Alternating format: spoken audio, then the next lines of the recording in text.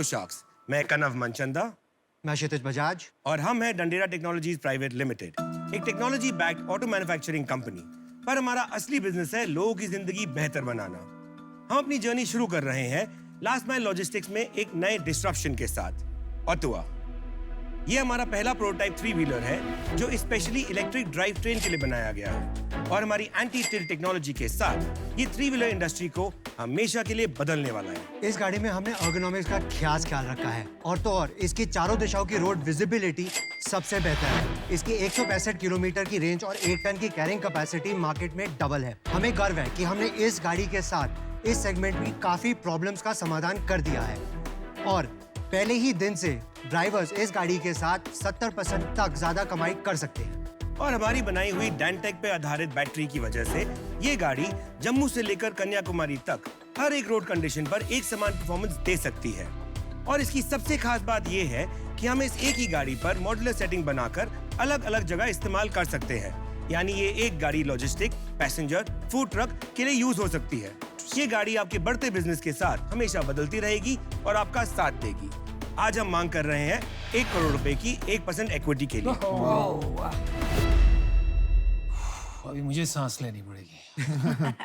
तो Kshitij Kanav, welcome to Shark Tank. Thank you. ये नाम आपने ऑटो से इंस्पायर होके वो जो भोजपुरी में अट्टुआ होता है वहीं से लिया है? हाँ, थोड़ा उसका था, प्लस थोड़ा वर्ड प्ले था। कोई और नाम करने से बेटर है, इजीली दिमाग में आता है ऑटोआ, सो मार्केट कनेक्शन बहुत इजी हो जाता है। Auto spelled backward. करेक्ट।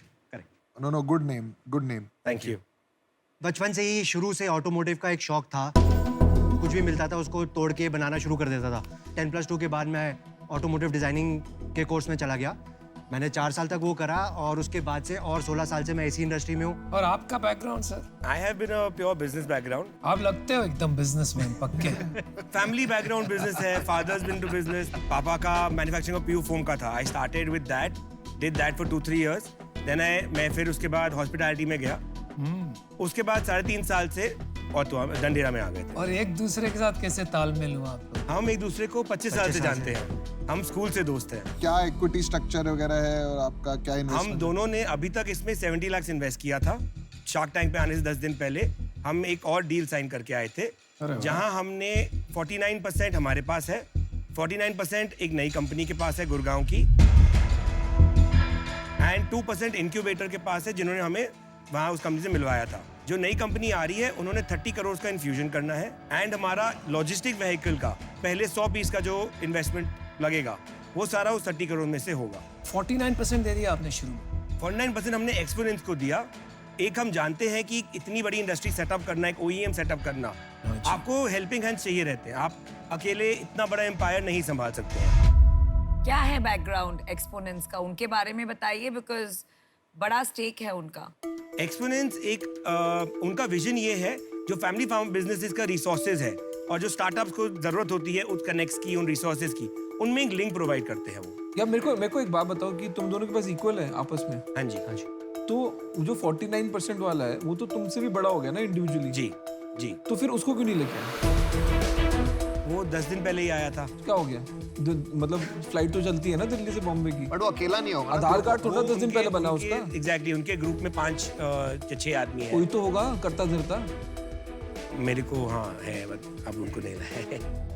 अगर कोई बड़ा फंड मैनेजर होता और आपको भारी रकम की जरूरत है, तब मैं समझ सकता हूँ 30 करोड़ ले लिए, आगे भी वो 100 करोड़ देगा।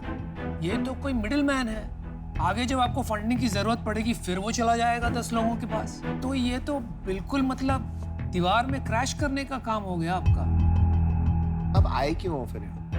To get into the passenger segment जो इंडिया का है, क्योंकि उसमें जो कॉन्टैक्ट बेस लगेगा, जो एक्सपर्टीज लगेगी टू एक्सपैंड क्विकली, उसके लिए आपकी जरूरत ज्यादा है। आपके ऑटो में ऐसी क्या यूनिक चीज है जो कोई और नहीं कर सकता या कोई बड़ा प्लेयर कॉपी नहीं कर सकता? ऐसा क्या है इसके अंदर? कॉपी तो सब कुछ होता है मार्केट में, ऐसा कुछ नहीं है जो मार्केट में कॉपी नहीं हो सकता। जो हमारी थिंकिंग है और जो हमारी फिलॉसफी है कि अगर आपको मार्केट से आगे रहना है, उसका एक ही तरीका है, कंटिन्यूअस इनोवेशन। आप आगे बढ़ते रहिए, रुकिए मत, उनको कैचअप खेलने दीजिए रादर देन आप कैचअप के लिए। एक्चुअली यहाँ मैं आपसे डिसएग्री करूंगी, क्योंकि मैं पुणे से हूँ और सबसे बड़े ऑटो प्लेयर्स स्पेशली बजाज तो पुणे से है, और उनकी R&D टीम इतनी स्ट्रांग है और उनके वहां से इतने इनोवेशंस, नए मॉडल्स आते हैं। Definitely, I mean ma'am. Global export करते हैं वो लोग 60% बिजनेस, तो ऐसे ही थोड़ी कोई नॉन इनोवेटिव प्रोडक्ट खरीदेगा। There is a difference between an entrepreneur and an R&D team. Definitely उनकी R&D बहुत बड़ी है एंड मैंने भी उनके साथ काम करा है। उनके कुछ इश्यूज हैं, लेगेसी इश्यूज हैं। उन्होंने ऑलरेडी इतना इन्वेस्टमेंट कर चुके हैं एक चीज में कि उनको टर्न करने में बहुत टाइम लगता है। जो डिसीजन हम लोग 2 महीने में लेते हैं वो डिसीजन उनको लेने में Very good answer. 8 महीने से 1 साल लगता है। एंड वहीं पे एक हमें एज मिल जाता है उनसे आगे निकलने का। अभी ये तो वक्त ही बताएगा कि वो लोग पिवट कर सकते हैं और कि नहीं। उम्मीद पे दुनिया कायम है। आप बताते रहिए बिजनेस के बारे में, हमें इंटरेस्ट है।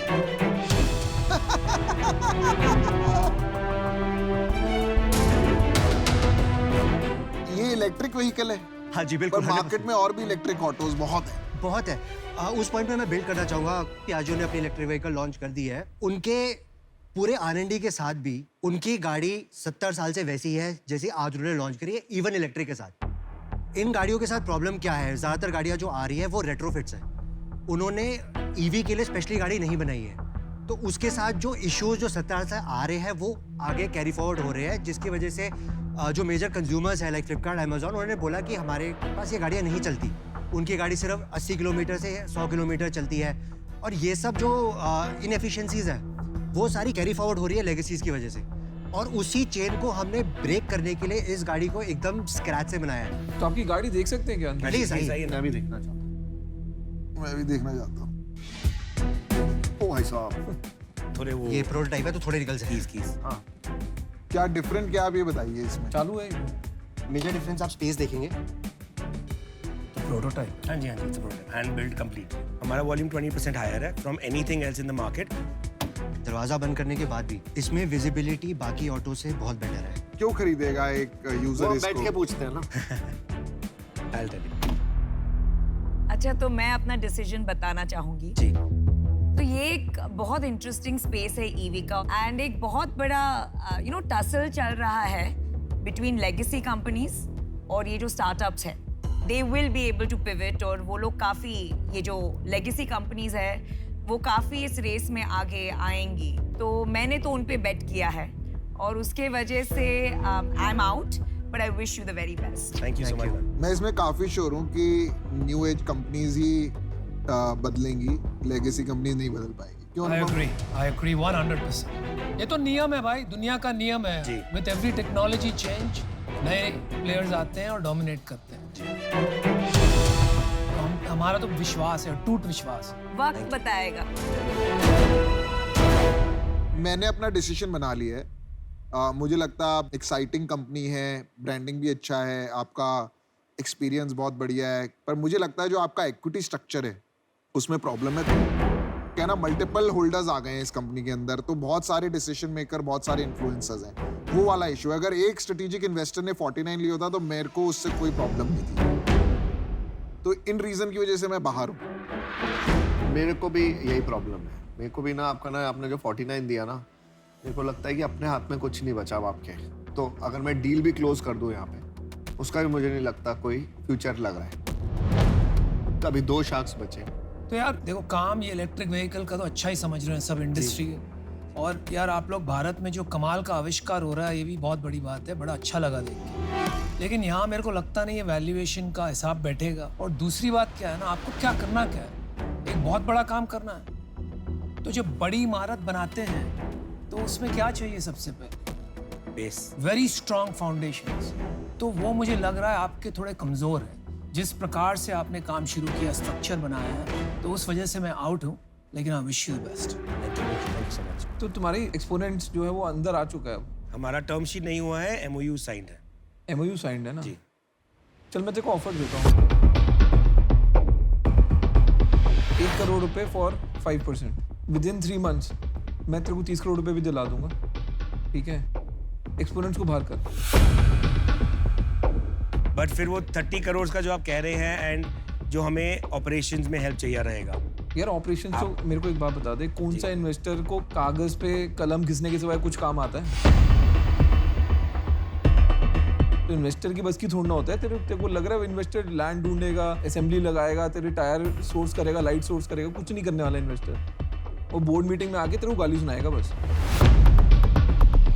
तेरा MOU साइन हुआ है, ठीक है, प्रोटोटाइप पे ही है, क्यों गलती करने पे जा रहा है? एंड दूसरा मेरे को जो पर्सनली लगता है 30 करोड़ रुपए जब सामने पड़े होते हैं ना जी अच्छे ना नहीं कर पाते जी ठीक है, और आपकी तो पहली इन्वेस्टमेंट है जी तो सामने से 30 करोड़ रुपए चल के आएंगे तो आप भी बोलोगे यार ठीक है करते हैं। जी तो मेरे को लगता है आप कहीं पे वहां बह गए और आपने एक हेस्टी डिसीजन ले लिया। अगर आप उसको अनवाइंड रिवाइंड करने को तैयार है, मैं आप पे पंट लेने को तैयार हूँ। अगर आप लेने को तैयार है, मैं कहता हूँ आप 1 करोड़ जो दे रहे हैं आप लाइन ऑफ क्रेडिट पे दे दीजिए। आप 1% लीजिए equity on a line of credit of 1 crore, जिस पे आप मुझसे से 5 या 6% ले सकते हैं रिटर्न। 5-6% पे तो मैं सर मैं आपको 1% इक्विटी दे रहा हूँ। चेकबुक ढूंढने भी नहीं जाता मैं 5-6% पे तो 12% तो मैं देता हूँ यार, तू क्या बातें कर रहा है? सर इक्विटी भी तो मिल रही है 1%। 1 करोड़ रुपए देता हूँ जी 1 लाख रुपीज एज इक्विटी जी और 99 lakhs एज डेट। जी 1 लाख पे आपको कुछ नहीं देना, वो जी। वापस भी नहीं देना। जी 99 लाख जो डेट है उस पे आपको 12% के हिसाब से सर्विस करना है और ओवर 5 years आपको अमोर्टाइज करके मेरे को पे बैक करना है। और 1 लाख के लिए वो 1 लाख 1% के लिए 1% इक्विटी। जी अच्छा ऑफर है भाई। हमें 2 मिनट मिल सकते हैं? हाँ बिल्कुल। Thank you.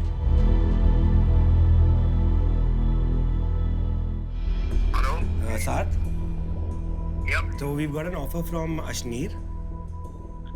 मतलब वो इक्विटी ना फ्री में बांट रहे हैं, वो फ्री में बांट रहे हैं। अभी देखो उन्होंने 49 वहां बांट दी, इनको इक्विटी दे दी डेट के चक्कर में। 1% आप ले लो, आपको चाहिए आप ले लो। अगर आप बोलोगे ना मैं इन हूं, आप बोलेंगे आपको कितना 1-2% आप ले लो। आप फ्री हो भाई साहब, आप ले लो 1%। मतलब इक्विटी की कोई वैल्यू ही नहीं है यार। भाई मेरे 1 करोड़ रुपए लग रहे हैं, 12% मिल रहा है, क्यों बीच में हाँ आ नहीं रहा है? मैं हाँ, नहीं हम बीच मैं में नहीं आऊंगा। नहीं मैं but कह रहा हूँ ना आपका ही काम है। clarify हम नहीं वाले आते, वो काम। आप लोगों का काम है बीच में। हम नहीं आते।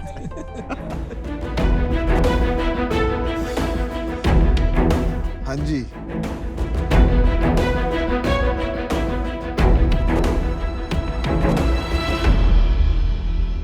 It's a deal sir.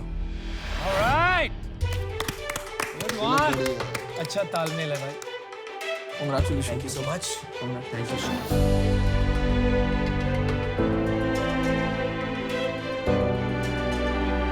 ये ऑटो तो हमारी हुई ना अभी, ये प्रोटोटाइप तो हमारे हो गए। रख सकते हैं हम और बना लेंगे।